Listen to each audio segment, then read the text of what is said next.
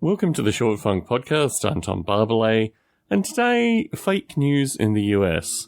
There's a lot of reporting through the end of the 2016 presidential election, largely by news companies like CNN, associated with the rise of fake news.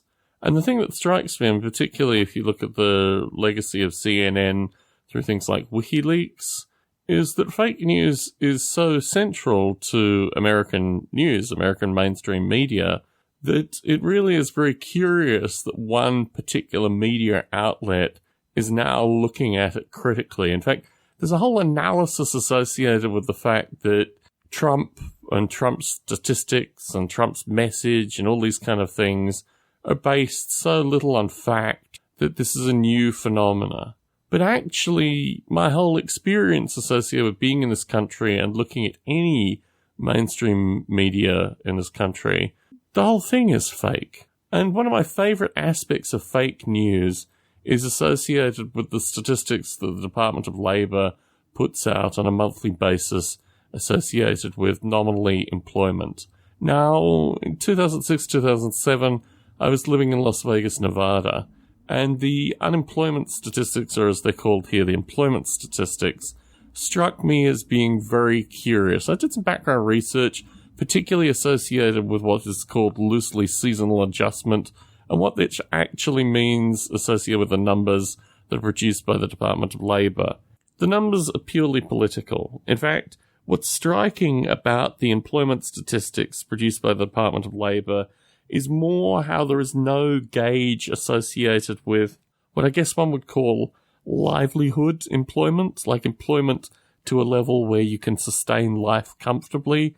And instead, there are just these very curious numbers which many times relate to jobs that are not actually full-time jobs. They're jobs which are almost full-time but not quite. They're jobs where the salaries are absolutely bare minimum wage. And what has happened, in particular over the past 25 and 30 years in the US, is that there's been a transition from the middle class, i.e. a position where a good number of Americans could buy a home, sustain a family, these kind of things. What has actually happened is there's the rise of the, I don't know what one would call them, the multi-job class, where in order to survive they need to have multiple jobs, they need to have multiple full-time jobs, and the whole nature of work in the US has deteriorated dramatically. This actually is a stunning phenomena to track. And what I found through 2006, 2007, 2008 was that no media outlet, no mainstream media outlet was willing to tackle the information that was coming out of the Department of Labor. But more importantly, living in a city like Las Vegas, Nevada, where you could see the quality of employment just completely disappearing and being replaced by effectively non-employment, that this was not in any way being captured by the national media and even the national media's representatives locally within Las Vegas wouldn't cover it.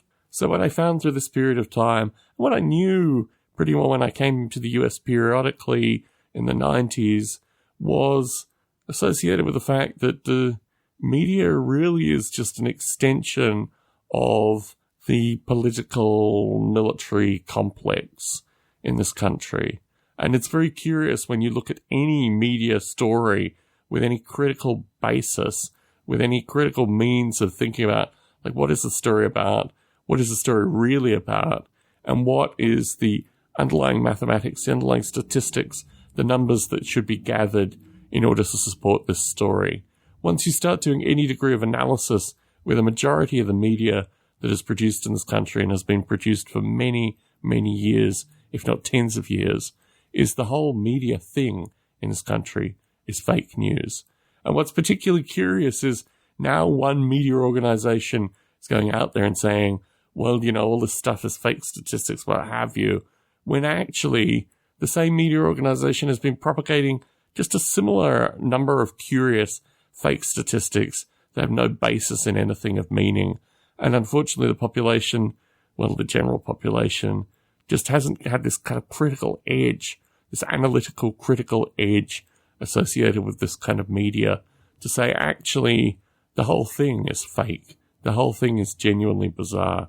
At the end of this thing, it's just a whole lot of bombing of people, various foreign countries. Tom Barbalet in San Jose, signing out.